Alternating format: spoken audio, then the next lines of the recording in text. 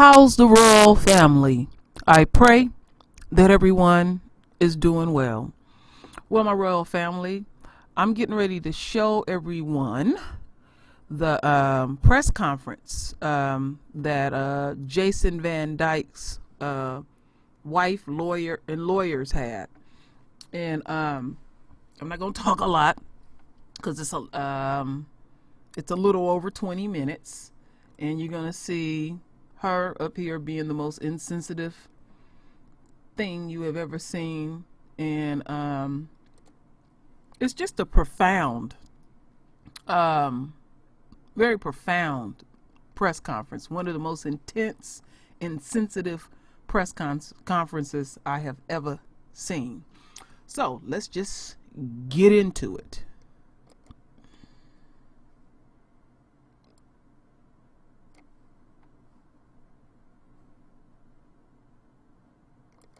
Well, thank you everyone for coming.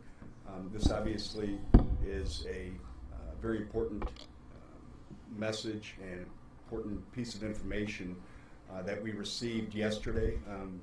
Tammy received it and immediately went to work on this. We found out that Jason, his safety was compromised, and we did everything we could to reach out and make sure that this doesn't happen again. I'm going to turn it over to Tiffany, who obviously has some strong emotions about this, but you know, all we ask, and it's not all we ask, but I think it's time that we have to look at this and say enough is enough, and we need people to start doing their jobs. And if their jobs are to enforce and promote justice, well then those jobs need to be done. And for those that have been elected and put into jobs in which their job is to promote justice, they need to look in the mirror and determine whether or not they have the fortitude and the integrity to do these jobs. But it has to be done. Enough is enough. This man has been sentenced. He's allowed to be safe in prison. The mentality out there seems to be that people won't rest until he is either given a life sentence or killed in prison. And that's extremely unfortunate, and it's certainly not what our system is about. So I'll turn it over to Tiffany right now. Good morning, everybody. Thank you all for coming today. This has not been an easy process for myself and for my family. Unfortunately, I was made aware yesterday that my husband's safety had been compromised in the institution that they currently have him housed at. My children and I have been fearful for his safety, for his life. This entire time, I have said it from day one. I continue to say it. I said it on the witness stand in the courtroom during his trial. My number one fear for my husband has always been his safety. It always has been that somebody is going to get him and hurt him. And the worst has happened. He has been taken into a federal institution for reasons unknown. I have not spoken to my husband. I have not been allowed to speak to my husband. My children have not been allowed to speak to their father. There has been no visitation. Until 2 days ago, I was unaware of where my husband was being housed. I was adamant about trying to find him. I have been trying to find him every single day.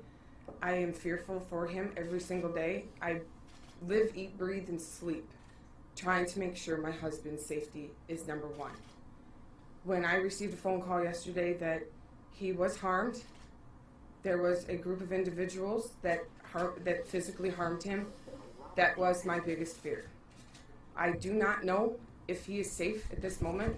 I do not know the extent of his injuries. Unfortunately, right now it's a big question mark for me, for everyone. He was in a state facility. I have been made aware that he was in a state facility where he was safe. His safety was number one. My husband's a police officer. He is a stand-up man. He has always been a stand-up human being. This has already finished. He's had his trial. He was convicted. Everybody got what they wanted. They had my husband put away. All he wanted to do was melt to the background, do his time, and come home to his family. Unfortunately, he is not being afforded that right. He's being basically a prisoner within the prison system. He's not awarded phone calls. He's on lockdown 23 hours a day. That is not safety. For him, that is not a safe thing. They are punishing him for being who he is. If people want to say that this is, you've said it from day one, everybody said it from day one, this is a race issue. This is a gigantic race issue. They put my husband in a setting to be harmed because of the fact that he was a white man who harmed a black gentleman in the line of duty. My family fear for him every single day. My children, we don't eat, we don't sleep. My kids barely go to school. They cannot function. They are not functioning children. I plead and beg for everybody to stop and think for a moment. This is a man, this is a human being. He's afforded the rights just like everybody else. Any other normal prisoner in any institution is allowed a telephone call, is allowed to see their loved ones, visit, is allowed to speak to family and friends, social workers, therapists, guidance from preachers, priests, any of the above, they're allowed. My husband's not being afforded those rights. I am calling on the governor, I'm calling on the attorney general, I'm calling on all of the officials within the state and federal prison system to let me know. I'm demanding reasons. I'm demanding answers as to why they took my husband from a state facility and put him in a federal facility. My husband did not have federal charges. My husband does not belong in a federal facility. If they assume and they claim that it's for his safety has not been met. They have endangered him greatly. This is a national headline. This is a national story. My husband's life, my family's life, is national news. He is a police officer who was convicted for doing his job. And at the basic minimum, they were supposed to keep him safe. From everything I have found out, they put him in general population. That was not supposed to happen to my husband. That was not supposed to happen. He was supposed to be safe. And unfortunately, that has not happened. I have had this pit in the bottom of my stomach since they've taken my husband away on January 18th, that something was going to happen to him. Somebody was going to hurt him. There's still the potential that somebody's going to really harm him. I cannot and will not stand by somebody hurting my husband, hurting my family more than we've already been hurt. We are done being hurt. I'm standing up for my husband right now because he can't. He cannot stand up for himself and fight anymore. That is what I'm here for. I took that vow years ago to protect my husband, and I remain solid in keeping that vow, that I will not waver from that. My husband will come home to me. He will come home safe, and he will be with me and my girls again. 100% will be with our children again. I hope and pray for everybody out there that this gets rectified as soon as possible. I am calling for answers. They need to step up and do what's right for my husband right now. It comes down to rights and responsibilities. Jason Van Dyke has a right to be protected in prison, and there is a responsibility on law enforcement, there's a responsibility on our leaders to make sure that he is protected. It's a tremendous feeling of hopelessness. I can only imagine what Tiffany's going through, but for us as well. And that's what makes this so difficult. And, it's really out of our control, and we just hope that that our leaders will come to their senses and recognize that that Jason Van Dyke has all the rights of anyone else that's in prison. I don't know when it happened that police officers have become second-class citizens, but right now, all we're asking is that people just take a step back and realize this is life. This is human beings, and this is real. This isn't some political think tank. This isn't a video game. This is real life, and we're just asking that that Jason Van Dyke be allowed to serve his time. He's a tough man, and he'll go in there and serve his sentence and keep his mouth shut. And but he needs to be protected because he can't protect himself in that situation. And Tammy, I don't know if you want to talk about how you found out about this. And Yeah, just Tammy, can you spell your name for everybody? Tammy Went, TAMMYWENDT. Are you guys okay with the mics like this? So we can Actually, you can slide over just a little bit. Are you okay? just don't hit me. I'll be loud. So I just want to give you some facts as to this attack that occurred. On February 5th, Jason was transferred into federal custody. I received a call after the transfer to inform me, and this call came from Illinois Department of Corrections, Chief Operating. No thanks. Okay. And they informed me that he had already been taken. I inquired as to why. Was there a safety issue? And I was told there was nothing that they could tell me as to why. They said it was a joint decision. I said, did something happen? No. And they left it at that. I was then given a contact person at the federal prison who would call me and tell me as to the plan that they had for Jason's safety and where they were going to house him. This person never called me. I called him, I can't tell you how many times, and left messages. I've called the warden multiple times. She will not call me back. 2 days ago, Jason informed his appellate attorneys on a conference call about the attack. During this conference call, Jason was handcuffed, and there was a guard present in the room with him, violating his attorney-client privilege.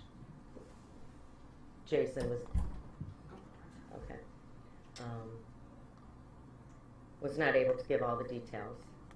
I was then told about this attack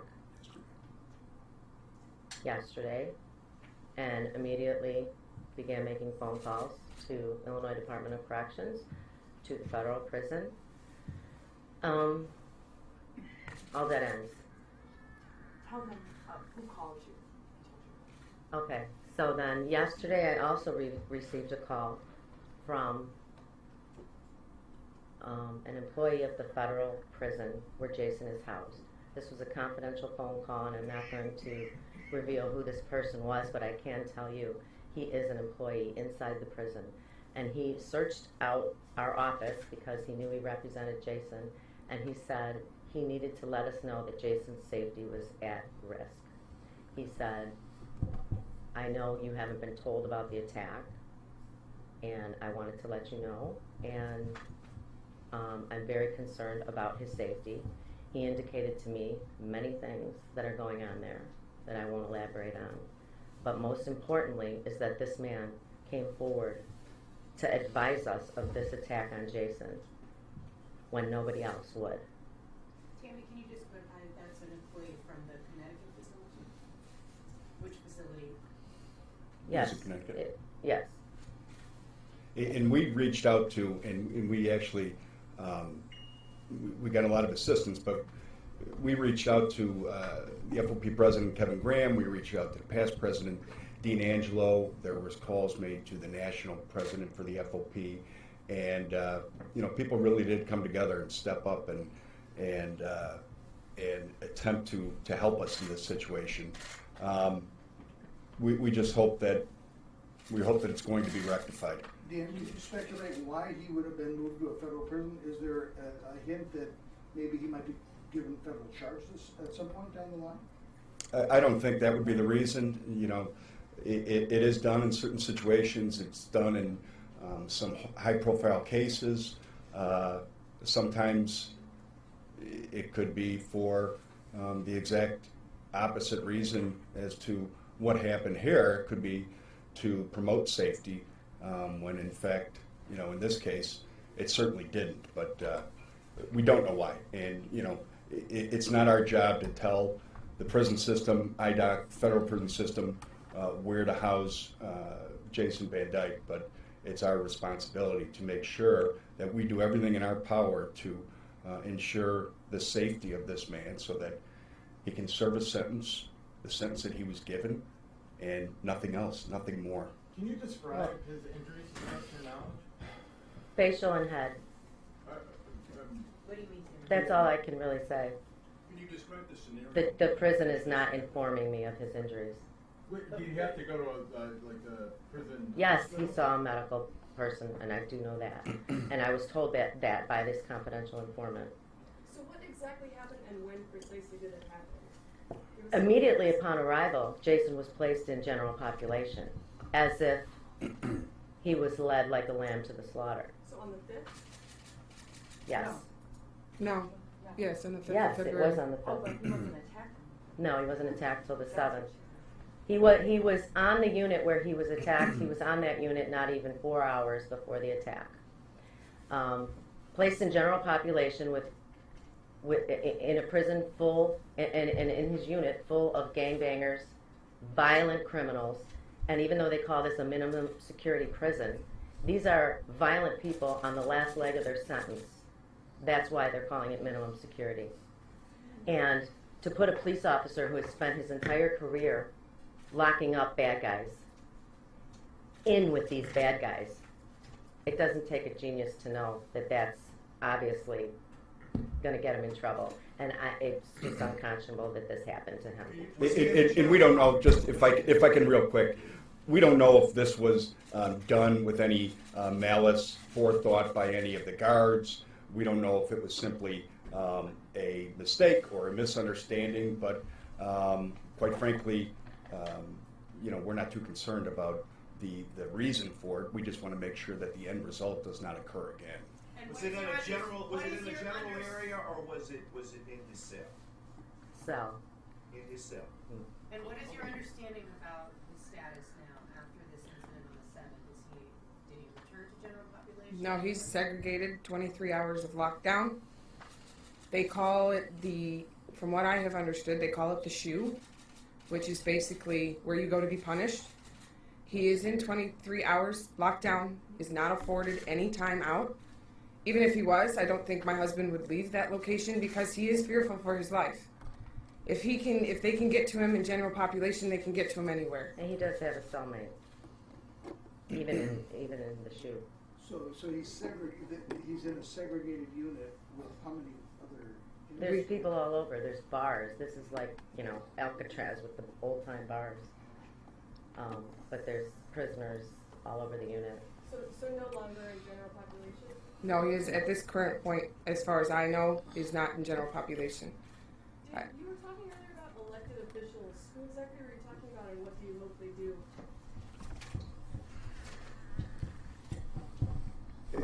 I hope that I've spoken to a lot of elected officials in this case, throughout this case, and you know, I've been given some assurances that that my client would be treated like the prisoner is supposed to be treated, and for whatever reason, it hasn't happened.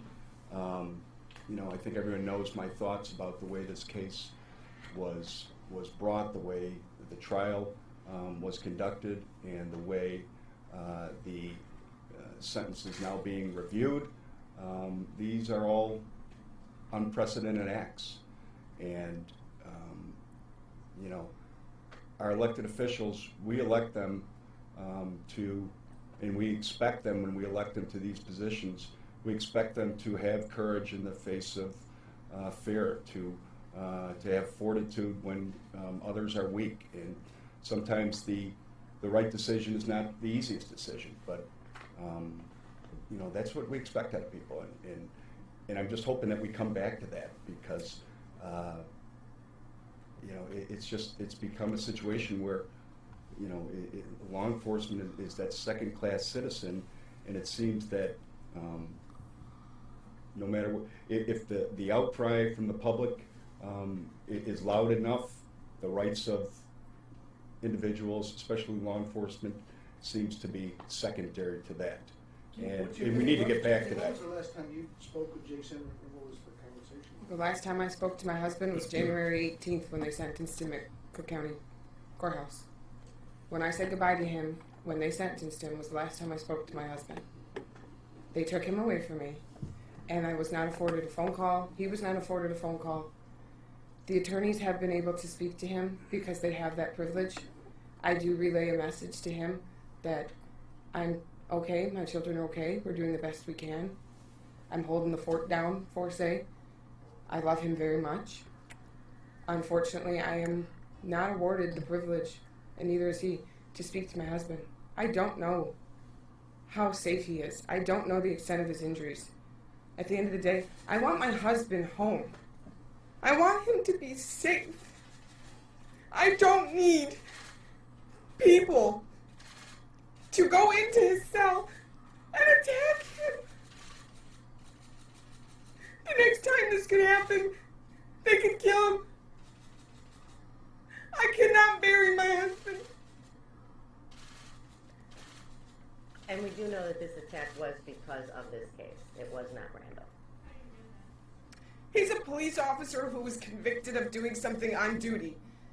It was going to happen. Yes, there was. The informant told me that. Yes. Okay, guys, I think that's about it. I think we'll stop.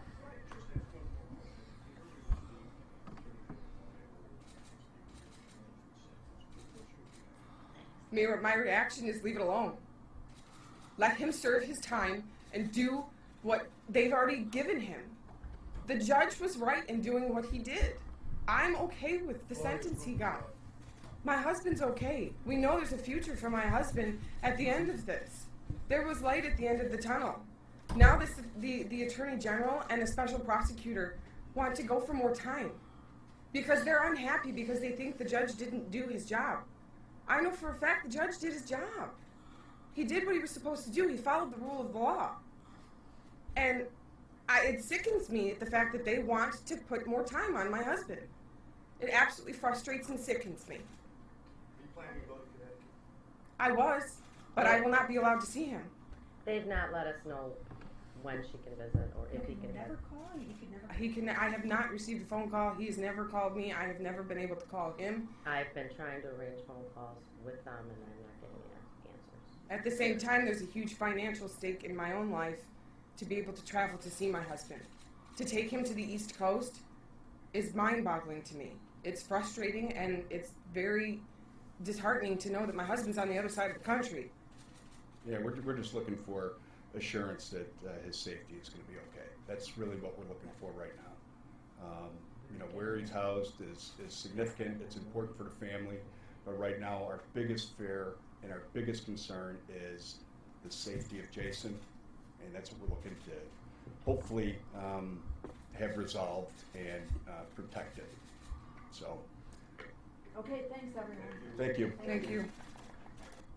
All right, my royal family. I know the sound is a bit low, but that's how they did it on their end. I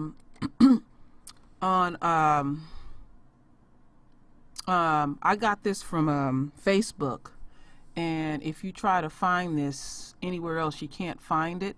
They will only give you 7 minutes of it, and you know certain parts they not gonna play. But she showed her true colors. She showed how she truly felt. She said basically it was going to happen. She don't give a fuck. And basically what they are asking for is special treatment. Now the message that I want to leave the royal family is that you know the message that the Creator gave me this summer. He told me again, because some people are new, my royal family, and I know I repeat myself, that the white woman would be the first to get his wrath. And that does not exclude the white man because he upheld her shit. So we're starting to hear more white women sounding like black women. Now, when I was watching this news conference on Facebook, you should have seen what the people was writing, you know, and I'll put that link there so you can read that. And I was even astounded, even some of the enemy was over there pretty much saying he killed someone. And I've been repeating, America, how do you dismiss 16 bullets? This woman's husband is a murderer. In jail is not supposed to be a pleasant experience. And they still trying to sit up here and act like he ain't no criminal. He's a violent criminal. And they put him in a low security type of situation, and he pumped 16 bullets in someone. And they pretty much trying to make it sound like somebody set him up. No, what somebody was trying to do was cut him a break. And the jails are so overpopulated, some people slip in and stuff. And I did find out, and they did say it too, I think, that even in those low security places, just before you're about to get out, they will transition you over there and stuff. We're going to see more and more of this. More of this. We're going to hear white women in the streets of America wail for their husbands, for their sons, and the things that we've been going through. We can see it clearly, my royal family. We are living in some very exciting times, some very scary times, and all kind of stuff. And the scary times would be some of the unknown. But we know the ending of our story. More of us will have vivid dreams. More of us will have visions and stuff. I'm hearing people having deep dreams. I rarely get visions in my dreams. I just get a vision. You know, I can't predict when it's going to happen, and it's profound to me. And I appreciate y'all putting up with me repeating stuff, and I also appreciate the royal family not thinking I'm out of my mind, because talking the way that I talk, and I'm meeting more of us in the royal family, you feel like you're alone, you know, and these stigmas get put on you like, what are you talking about? You get visions, you sound crazy and all that. And like I've often said, because I'm truthful over here, I don't always get it right. And I had a deep discussion behind the scenes early this morning with some of the royals about the things that I'm talking about. So anyway, I don't want to get too off track. But anyway, I know this is long, but I wanted us to hear the entire press conference. I don't want to leave nothing out, because she spoke what was deep in her heart, and that's how she truly feel. So don't expect her to waver or change. Now, his arrogant ass attorney, he had a different look on his face. Usually he's full arrogant and nasty, but he knows that his client got a problem, and he knows that this thing is not going to end well for him. Now, he's going to tell her whatever he's going to tell her, because she's deep in her feelings and stuff.